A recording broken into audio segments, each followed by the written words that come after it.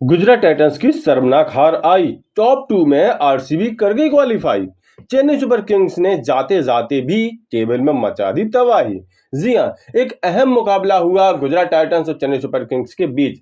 वैसे Chennai super king को इस मुकाबले में कुछ ज्यादा हासिल नहीं होने जा रहा था, सिर्फ उसके सम्मान की लड़ाई जो उसने जीत ली। लेकिन गुजरात टाइटंस के लिए यहाँ पर काफी कुछ दांव पर लगा था। सबसे बड़ी बात तो यहाँ पर टॉप टू का स्थान लगा हुआ था, क्योंकि गुजरात टाइटंस अगर इस मैच को जीत जाती तो वह टेबल टॉपर वन के लीग मुकाबले को फिनिश करती। लेकिन इस मुकाबले को शर्मनाक ढंग से हार करके गुजरात टाइटंस ने न सिर्फ अपना पहले दो स्थानों पर आने का सपना खतरे में डाल दिया है, बल्कि गुजरात टाइटंस की शर्मनाक हार ने आरसीबी के साथ साथ पंजाब किंग्स और मुंबई वालों को भी बहुत फायदा पहुंचा है। और अब इन तीनों टीमों के पास बेहतरीन मौका है टेबल में पहले या दूसरे स्थान पर फिनिश करने का।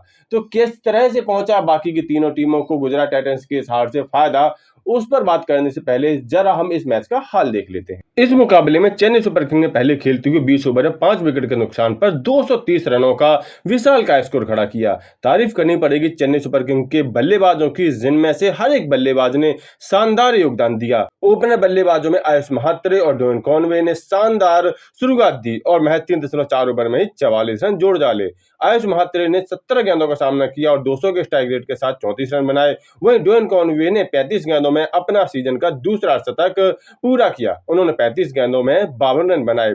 इसके अलावा उर्विल पटेल ने 19 गेंदों में 37 रन, शिवम दुबे ने 8 गेंदों में 17 रन, ब्रेविस ने 23 गेंदों में 57 रन और रविंद्र जडेजा ने 18 गेंदों में 21 रनों का योगदान किया। 231 रनों के लक्ष्य का पीछा करने उतरी गुजरात टाइटंस कभी भी लक्ष्य का पीछा करती नजर नहीं आई। ऐसा लगा जैसे वो 231 नहीं बल्कि 131 रनों के लक्ष्य का पीछा कर रही हो। कुल मिलाकर के इस पूरे सीजन में अपनी बल्लेबाजी के धाक जमाने वाले गुजरात टाइटंस के टॉप 3 के बल्लेबाज इस मैच में पूरी तरह से रंगहीन नजर आए। सिर्फ साई सुदर्शन ही 28 गेंदों में 41 रन बना सके।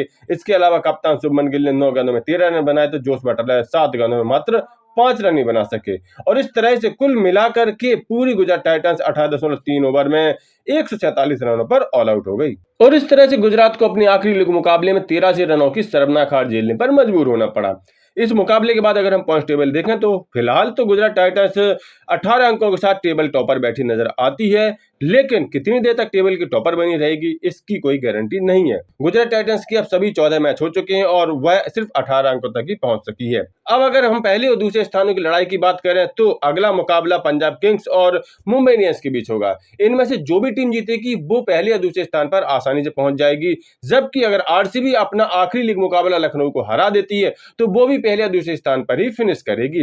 ऐसे में गुजरात टाइटंस के पास पहले या दूसरे स्थान पर फिनिश करने का एकमात्र मौका है कि आरसीबी अपना मुकाबला लखनऊ से हार जाए, क्योंकि पंजाब किंग्स और मुंबई इंडियंस का तो आपस में ही मुकाबला है। इस मैच की जो भी टीम विजेता बनेगी वो 1 या 2 स्थानों पर ही फिनिश करेगी।